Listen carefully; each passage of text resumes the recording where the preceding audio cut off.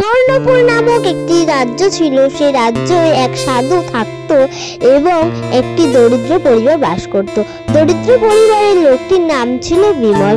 বিমল একদিন সাধুর কাছে গিয়ে বলতে লাগলো, আমার সংসার ভালো চলছে না, কাজকর্ম কিছুই নেই, কি যে করি।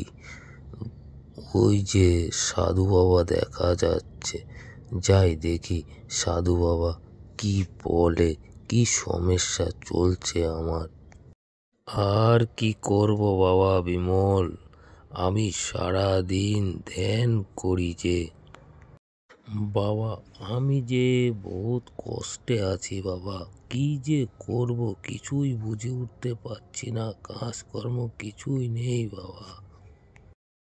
বাবা তুই আজকে বাড়ি যা বিমল, কালকে তুই আয়, দেখছি তোর কি সমস্যা হয়েছে। সাধু এই কথা বলার পরে বিমল বাড়ির দিকে যেতে লাগলো।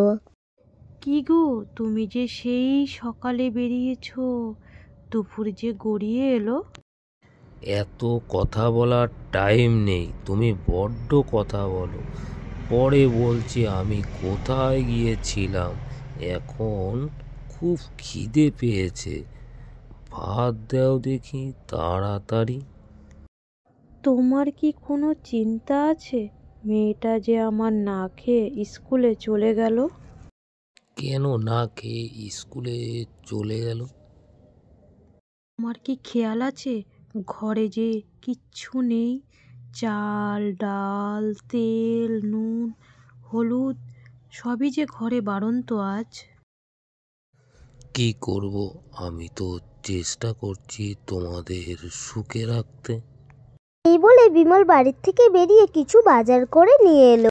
এই নাও তাড়াতাড়ি রান্নাটা করে নাও, মেয়ে যে আবার স্কুল থেকে চলে আসবে। ঠিক আছে, আমি তাড়াতাড়ি রান্নাটা সেরেই ফেলি। এই তো মা, আমি স্কুল থেকে চলে এসেছি। আয় মা, তাড়াতাড়ি হাত পাটা ধুয়ে নে, তাড়াতাড়ি খেতে বস রে মা। মা, আজ কি রান্না করেছো? আয় মা, আমরা তো গরিব মানুষ, আমরা কি ভালো মন্দ রান্না করতে পারি? যখন যেটা হয় তখন সেটা খেয়ে নিতে হয় মা। তার 2-1 দিন পর আবারও বিমল কাজে যাওয়ার জন্য রওনা হলো। কি বিমল, কোথায় যাচ্ছ? প্রণাম সাধু বাবা, আমি যে যাচ্ছি রহিমপুর গ্রামে কাজের সন্ধানে। যাও বিমল, ভগবানের নাম করতে করতে তোমার মনস্কামনা যে পূর্ণ হবে। এরপর বিমল সাধুর কথা শুনে কাজের সন্ধানে যেতে লাগলো। কি গো, তুমি যে সেই সকালে বেরিয়েছো আর এখন যে সন্ধে গড়িয়ে এলো, কোনো কিছু তোমার কাজের সন্ধান মিলল গো? বাবা জানো, আজকে আমাদের স্কুল থেকে জুতো দিয়েছে, জামা দিয়েছে। তাই নাকি মা, ভালো হয়েছে, আর চিন্তা নেই আমাদের, আমারও কাজ মিলে গেছে, দুটো ডাল ভাত খেয়ে বাঁচতে পারবো। ঠিক আছে, তাড়াতাড়ি হাত পা ধুয়ে নাও, তোমরা তাড়াতাড়ি খেয়ে নাও গো।